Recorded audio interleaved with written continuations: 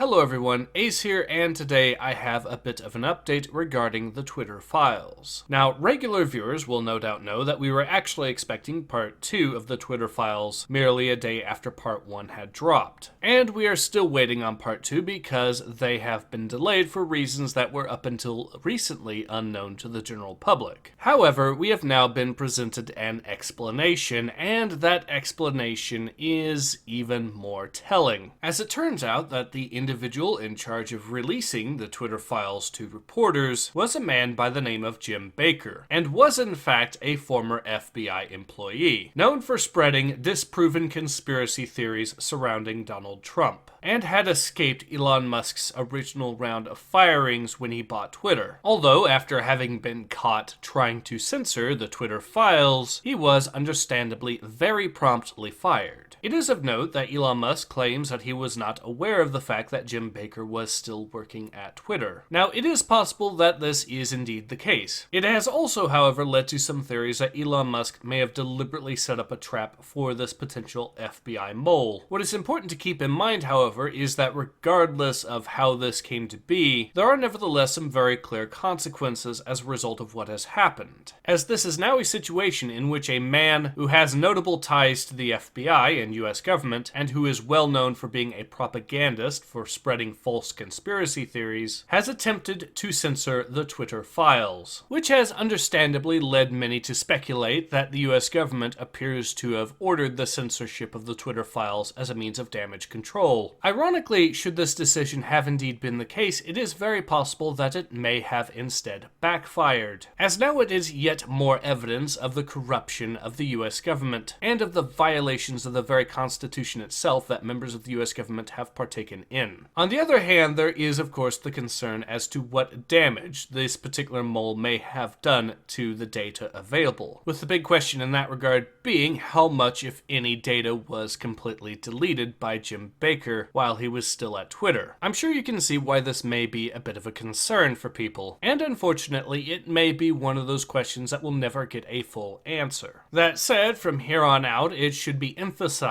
that any more Twitter file leaks that do come should include the asterisk that, as extreme as these leaks are, the actual reality of what went on was very likely much worse. But one can at least hope that Jim Baker was not actually that successful in his efforts. For if he missed even a single piece of proof that the FBI was personally involved in the suppression of free speech, or one single shred of proof showing that Twitter was in collaboration with companies like Facebook and YouTube in this government-mandated violation of the First Amendment, then that would be all we really need. And additional examples would mainly be to show just how pervasive a system this was. Now, for those curious, I will of course be leaving links in the description below to the sources used so you can check them out for yourself if you should so desire. I will also of course continue to keep my ear to the ground and keep you all informed should any more news come. But in any case, this has been Ace. Hope to see you guys again soon. Take care.